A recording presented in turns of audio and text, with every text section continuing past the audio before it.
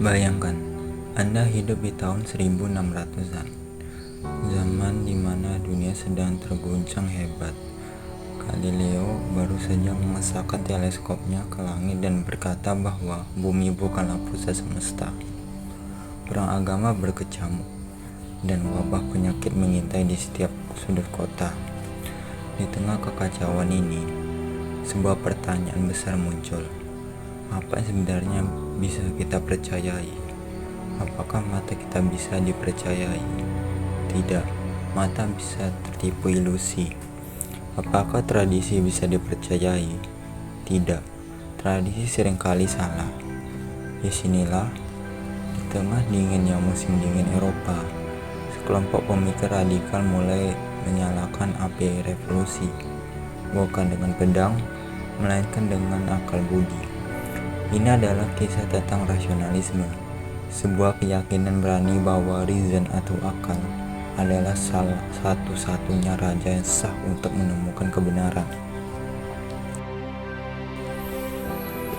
Tokoh utama kita adalah seorang pria Prancis bernama René Descartes. Ia sering disebut sebagai bapak filsafat modern. Suatu hari, Descartes mengurung diri di sebuah ruangan hangat di Jerman. Ia memutuskan untuk melakukan eksperimen mental yang ekstrim. Ia menyebutnya metodik Dope atau keraguan metodis. Ia berkata pada dirinya sendiri, "Aku akan meragukan segala hal yang bisa diragukan." Ia melihat tangannya. Apakah tangan itu nyata? Bagaimana jika aku sedang bermimpi? Dalam mimpi, tanganku terasa sama nyatanya. Ia melihat di perapian. Bagaimana jika ada iblis jahat yang menipuku agar aku melihat api ini, padahal sebenarnya tidak ada. Descartes meruntuhkan seluruh fondasi pengetahuannya hingga tidak ada yang tersisa. Dunia fisik, tubuhnya sendiri, semuanya diragukan.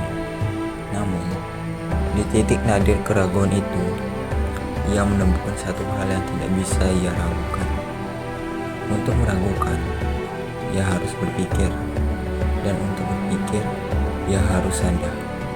Disitulah lahir kalimat yang paling terkenal dalam sejarah filsafat, cogito ergo sum. Aku berpikir, maka aku ada. Descartes mengajarkan kita bahwa indera sering menipu. Contohnya sebatang lilin. Saat padat, ia berbau harum dan keras. Saat dipanaskan, ia cair dan tak berbau. Indera kita mengatakan itu benda yang berbeda, tapi akal kita tahu itu adalah lilin yang sama. Bagi kaum rasionalis, pengetahuan sejati tidak datang dari melihat dunia luar, tetapi dari membedah logika di dalam pikiran kita sendiri. Sementara Descartes sibuk memisahkan pikiran dari tubuh, di Amsterdam ada seorang pengasal lensa yang mengambil jalan berbeda. Namun, namanya itu Baruch Spinoza. Spinoza adalah sosok yang tenang, nama pemikirannya begitu berbahaya hingga ia dikucilkan dari komunitasnya. Jika Descartes melihat dunia sebagai dua terbagi dari dua, yaitu jiwa dan tubuh, Spinoza melihat segalanya adalah satu. Ia menulis buku berjudul Etik, yang uniknya ditulis seperti buku geometri matematika penuh dengan aksioma dan dalil. Bagi Spinoza, Tuhan bukanlah sosok yang duduk di tahta langit, mendengarkan doa atau membuka mukjizat. Bagi Spinoza, Tuhan atau alam adalah satu kesatuan, yaitu Tuhan itu ya alam semesta itu sendiri. Segala sesuatu yang terjadi di dunia ini, mulai dari jatuhnya daun hingga keputusan yang Anda buat hari ini, berjalan sesuai akal budi Tuhan yang sempurna. Tidak ada kebetulan, semuanya terdeterminasi. Bagi Spinoza, kebebasan sejati bukanlah melakukan apa saja yang kita mau, melainkan memahami mengapa kita melakukan apa yang kita lakukan melalui akal budi. Menggunakan rasio untuk memahami emosi kita adalah jalan menuju kebahagiaan sejati. Terakhir, kita bertemu dengan seorang jenius universal dari Jerman, Gottfried Wilhelm Leibniz, pria yang menemukan kalkulus bersamaan dengan Newton.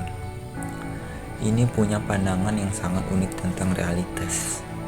Leibniz bertanya, mengapa ada sesuatu daripada tidak ada sama sekali?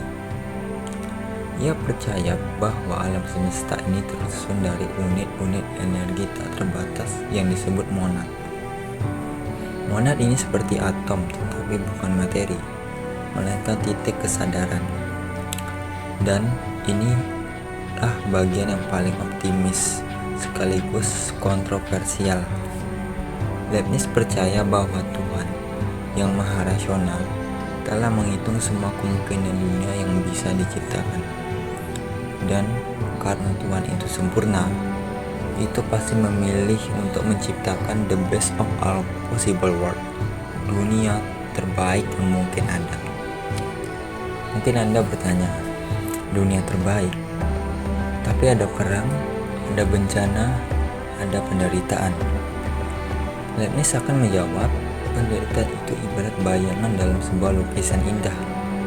Ia diperlukan untuk menciptakan harmoni keseluruhan yang lebih besar, yang hanya bisa dipahami sepenuhnya oleh akal budi ilahi, bukan sekedar perasaan manusia. Descartes, Spinoza, dan Leibniz, mereka berbeda dalam banyak hal, namun bersatu dalam satu keyakinan bahwa manusia memiliki kapasitas luar biasa bernama rasio. Mereka memindahkan otoritas kebenaran dari dogma institusi ke dalam benak setiap individu. Gerakan nasionalisme abad ke-17 ini bukan hanya sejarah usang. Ia adalah fondasi bagi Acts of Enlightenment, bagi sains modern, dan bagi cara kita memandang dunia hari ini.